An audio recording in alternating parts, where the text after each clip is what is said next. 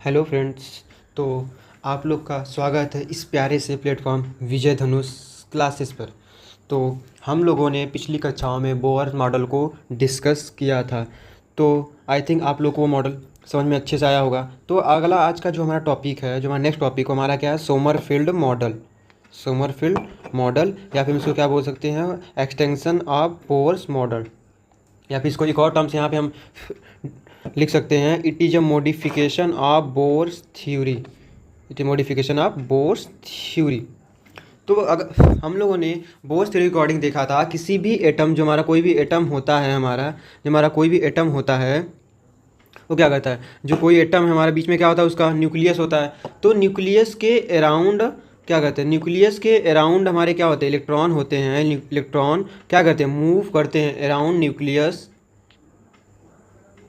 Around nucleus, nucleus electron moved और fix path. Bore साहब ने ही बताया था ना कि हमारा जो इलेक्ट्रॉन होता है किसी भी न्यूक्लियस के अराउंड एक फिक्स पाथ में या फिक्स ऑर्बिट में क्या करता है, मूव करता है, घूमता रहता है। बोस ने ये बताया था। तो जो हमारे सोमरफील्ड साहब थे, सोमरफील्ड साहब ने बोस के मॉडल में कुछ मॉडिफिकेशन किया था, जो बोस ने उस चीज़ को एक्सप्लेन नहीं कर पाए थे।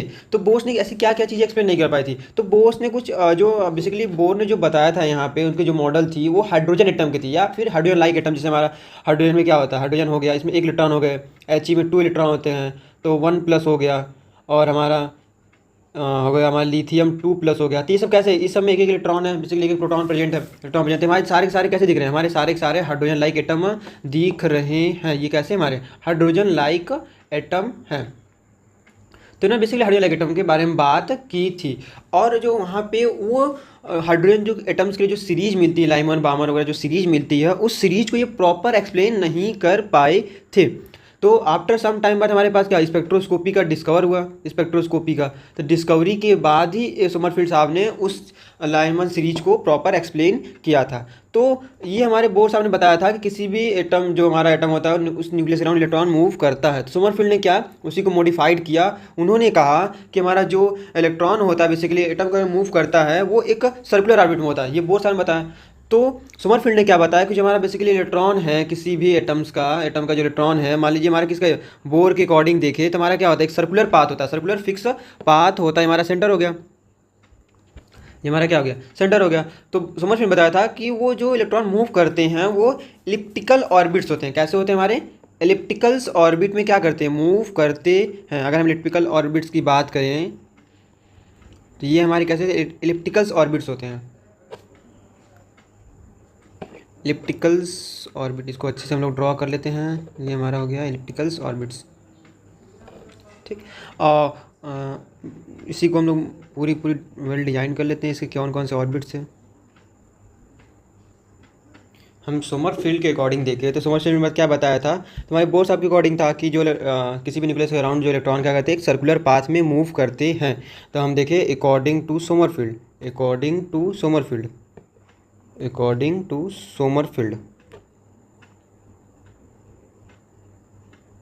जो कोई भी इलेक्ट्रॉन होता है वो किस में मूव करता है, कोई भी इलेक्ट्रॉन अराउंड न्यूक्लियस। हम सारे पॉइंट को भी डिस्कस करेंगे, नीचे फर्दर नोट डाउन करवाएंगे, बस बस यहाँ पे हम एक्सप्लेन करेंगे। अराउंड न्यूक्लियस किस पाथ में मूव करता है, around nucleus motion, motion in ellipticals, ellipticals orbit. Elliptical orbit में क्या करता है, मूव करता है। इलिप्टिकल ऑर्बिट में दो चीज़ें होती है, एक हमारा होता है मेजर एक्सिस, दूसरा हमारा क्या होता है, माइनर एक्सिस। हमारा क्या होगा, ये हमारा हो गया न्यूक्लियस, हमारा न्यूक्लियस हो गया। इसको हम लोग क्या बोल सकते हैं, यहाँ पे इसको बोल सकते हैं हमारा क्या है, हमारे यहाँ से न्यूक्लियस, ये हमारा न्यूक्लियस हो गया। इस न्यूक्लियस से जो सबसे लॉन्ग होती है, बेसिकली एक सबसे होती है ऑर्बिट, उसे क्या बोलते हैं हम लोग, इसको बोलते हैं मेजर एक्सिस। इसको क्या बोलते हैं, उन्होंने दिया, इन्होंने बोला मेजर एक्सिस। और बाकी फर्दर इन्होंने और कुछ जो एक्सिस थी उसे उन्होंने नाम दिया माइनर एक्सिस। क्या नाम दिया उन्होंने, उसको नाम दिया न्यूक्लियस से। ये हमारी दोनों क्या हैं, ये दोनों हमारी माइनर एक्सिस। कौन सी एक्सिस हमारी, माइनर एक्सिस, माइनर एक्सिस हैं। तो उन्होंने बताया कि एक्सिस लिया कि इलेक्ट्रॉन जो मूव कर रहे हैं यहाँ से, क्या इलेक्ट्रिकल मॉडल्स में मूव कर रहे हैं। तो हमारी जो लाइमर सीरीज या पार्सन सीरीज आती है, लाइन आती है, अगर हम देखें यहाँ से हमारी जो लाइन आती है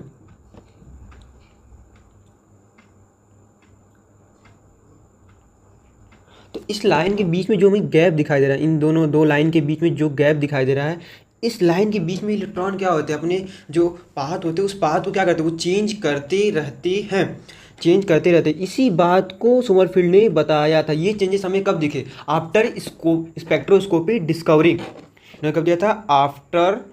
after spectroscopy discovering, spectroscopy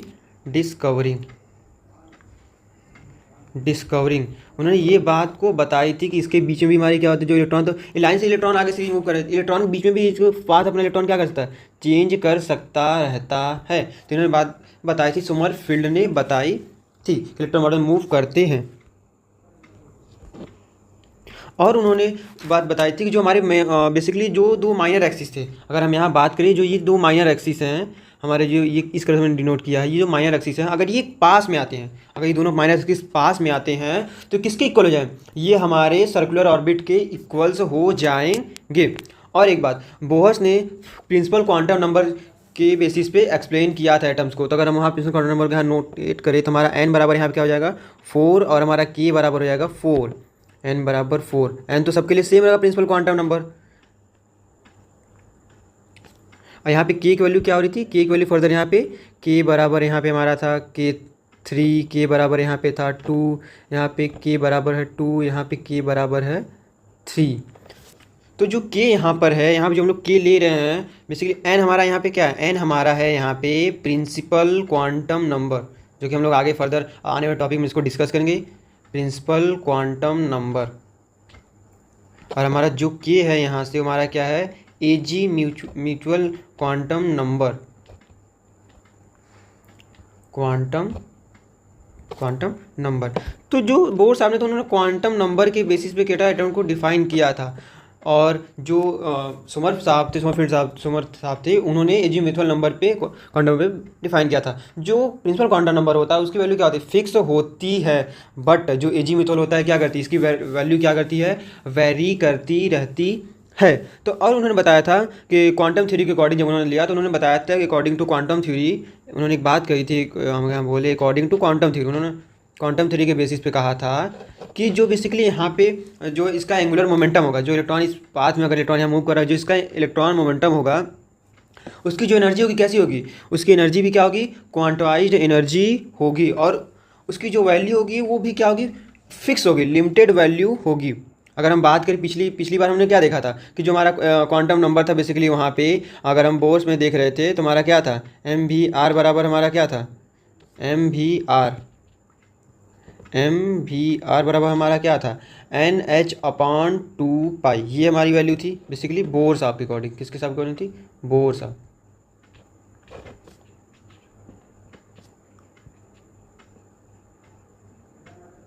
but यहाँ पर उन्होंने क्या बताया कि MVR किसके इक्वल होगा? बेसिकली हमारे इक्वल होगा KH/2π। ये किसके इक्वल हमारे अकॉर्डिंग? हमारे सोमर साहब के अकॉर्डिंग ये उन्होंने बताया था। और यहाँ पे हमारा जो k है वो हमारा क्या है? एजीमुथल क्वांटम नंबर है। तो इसकी वैल्यू क्या थी? इसकी वैल्यू उन्होंने क्या कर दी? फिक्स कर दी। जिससे इन्होंने क्या कर दी? इसकी वैल्यू फिक्स कर दी। हमारी एनर्जी क्या होगी? क्वांटाइज होगी। बट यहाँ पे वैल्यू क्या थी हमारी? n बराबर 1 2 3 4। यहाँ पे वैल्यू क्या करती? n की वैल्यू क्या करती? वेरी करती, फिक्स नहीं थी। कुछ भी वैल्यू हो सकती, बट यहाँ पे क्या उन्होंने वैल्यू को यहाँ पे फिक्स कर दी। तो और उन्होंने इन दोनों वैल्यू के बीच में क्या एक रिलेशन निकाला था, दोनों को रिलेट किया। तो जो उन्होंने माना कि जो हमारा n/k है, उन्होंने n को क्या माना था? उन्होंने माना था लेंथ ऑफ मेजर एक्सिस उन्होंने माना। और जो k की वैल्यू उन्होंने क्या मानी थी? k की वैल्यू को उन्होंने माना था लेंथ ऑफ माइनर एक्सिस। उन्होंने इस चीज़ को डिफाइन किया था। अब उन्होंने बताया कि जो k की वैल्यू है वो 1 के इक्वल नहीं हो सकती। सॉरी, यहाँ मैं k की वैल्यू बात करता हूँ, यहाँ पे k नहीं होगा हमारा, यहाँ पे क्या होगा? n हमारा प्रिंसिपल क्वांटम नंबर है। उन्होंने एक बात यहाँ पॉइंट कहा था कि जो बेसिकली हमारा n होता है वो क्या होगा?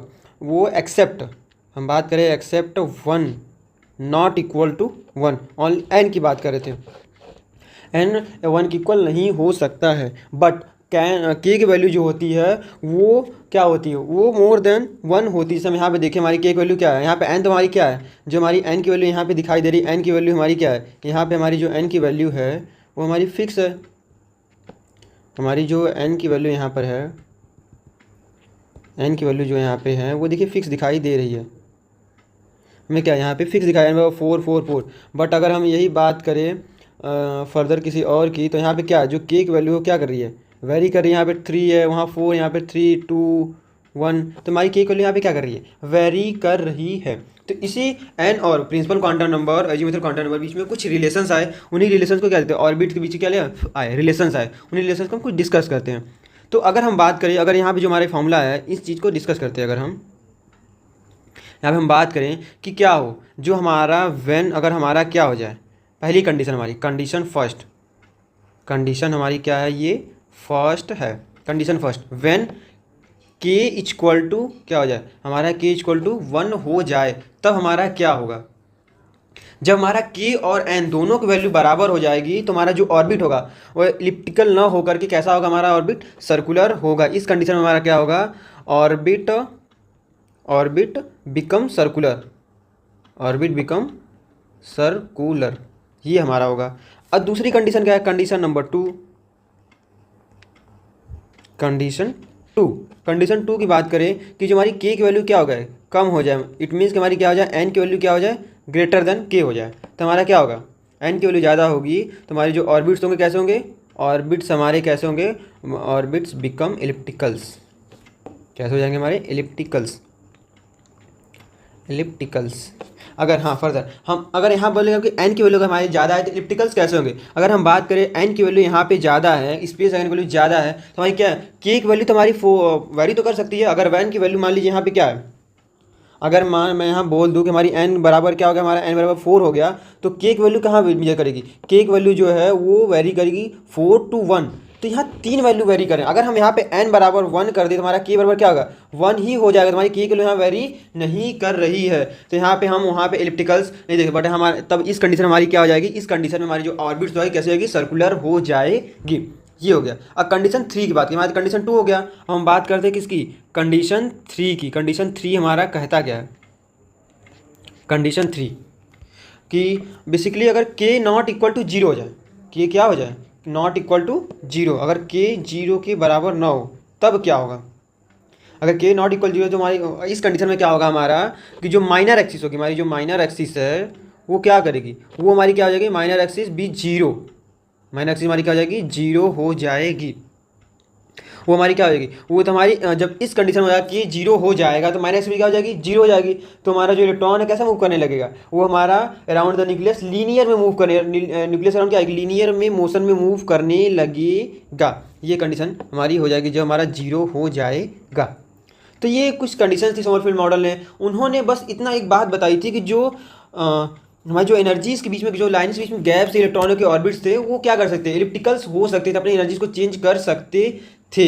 तो इन बात को बोर ने नहीं बता पाया था, उसी बात को हमारे समरफील्ड साहब ने बताया था। बोर ने और एक बात बताई थी, बोर ने वहाँ पे प्रिंसिपल क्वांटम नंबर की बात की थी, बट यहाँ पे उन्होंने एजीमुथल क्वांटम नंबर की बात की है। वहाँ पे एनर्जी क्वांटाइज, यहाँ पे एनर्जी उन्होंने क्वांटाइज के फॉर्म में डिस्कस किया है। तो आई थिंक हमने सारे पॉइंट यहाँ पे डिस्कस कर लिया है। चलिए हम कुछ पॉइंट्स को जो नोट कर लेते हैं, जो हमारे इंपॉर्टेंट पॉइंट्स हैं। तो हमारा पहला पॉइंट था कि हमारा पहला पॉइंट था कि जो एंगुलर मोमेंटम होता है वो क्या होता है, angular momentum according to quantum theory वो क्या होती है, हमारी क्वांटाइज्ड होती है। तो हमने डिस्कस कर लिया के एच अपॉन 2 पाई। के हमारा क्या था, अगर हम एक फॉर्मूला यहाँ पे देखे थे, हमारा क्या था, के एच अपॉन 2 पाई। तो हमारा जो यहाँ पे के था, के हमारा यहाँ पे था वेयर के इज इंटीजर, इसको हम बोल सकते हैं इंटीजर, या फिर बोल सकते हैं इंटीजर को known as the azimuthal quantum number, azimuthal quantum number. और एन क्या था हमारा, बेसिकली एन अगर हम बात करें तो हमारा एन था प्रिंसिपल क्वांटम नंबर। ये किसने बताया था, principal quantum number used by, अगर हम बात करें यूज्ड बाई बोर्स, के हम डिस्कस एजी मेथड कंडम के is used by Sommerfeld model. Sommerfeld साहब उन्होंने क्या रिलेट किया था, इन दोनों के बीच में उन्होंने रिलेट किया था, रिलेशन जो रिलेट किया था हमारा रिलेटेड अस, इन दोनों के बीच में उन्होंने रिलेशन निकाला था एन अपॉन के। एन हमारा यहाँ पे था लेंथ ऑफ एक्सिस हमारा यहाँ पे था, और के हमारी क्या थी यहाँ पे लेंथ ऑफ माइनर एक्सिस हमारे यहाँ पे थी लेंथ ऑफ माइनर एक्सिस। इन्होंने रिलेशन निकाली कि हम कुछ कंडीशंस के ऊपर फर्दर डिस्कस कर सकें, तो कंडीशन हम लोग रहने देते हैं। अब हम कुछ जानते हैं कि उन्होंने क्या रिफर किया था, उनकी जो इम्पोर्टेंट पॉइंट्स थे क्या क्या थे। इम्पोर्टेंट पॉइंट ऑफ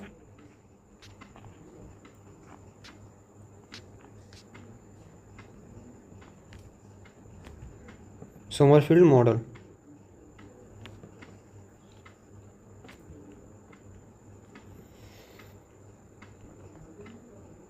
तो जो हमारे यहाँ पे पहला पॉइंट होगा, पहला पॉइंट हमारा क्या होगा, पहला पॉइंट होगा कि द एनर्जी ऑफ इलेक्ट्रॉन, जो इसकी एनर्जी ऑफ इलेक्ट्रॉन होती है, energy of electron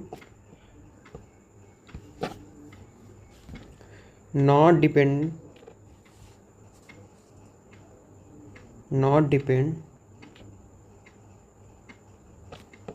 on n but also some extent। यहाँ पे जो एक्सटेंट हमारा क्या था, एक्सटेंट हमारा क्या था यहाँ पे also extent on the azimuthal number. हमारा क्या था on the azimuthal number, azimuthal number क्या था के था।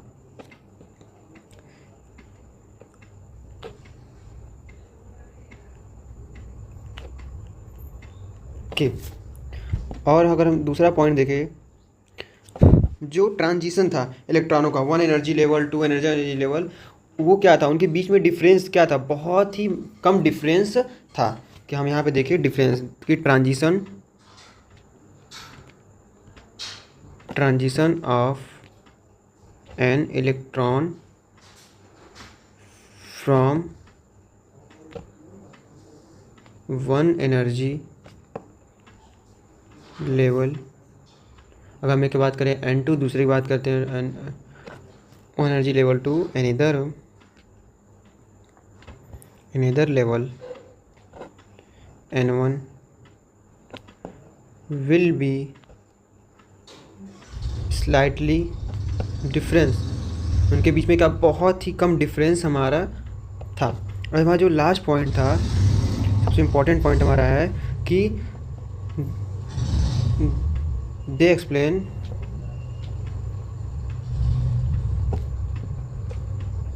the occurrence of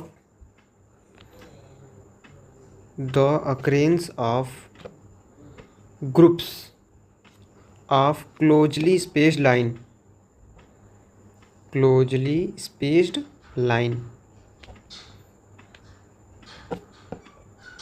observed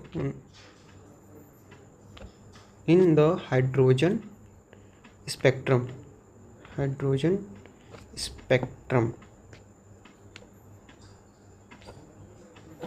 by using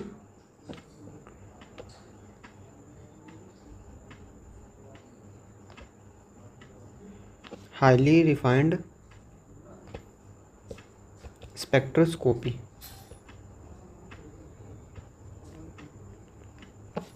इन्होंने इतने पॉइंट को उन्होंने डिस्कस किया था। ये सारे पॉइंट हमारे किसके अकॉर्डिंग है, सोमरफील्ड साहब के अकॉर्डिंग सारे हमारे क्या है पॉइंट्स है। तो इन सब पॉइंट्स को डिस्कस किया था।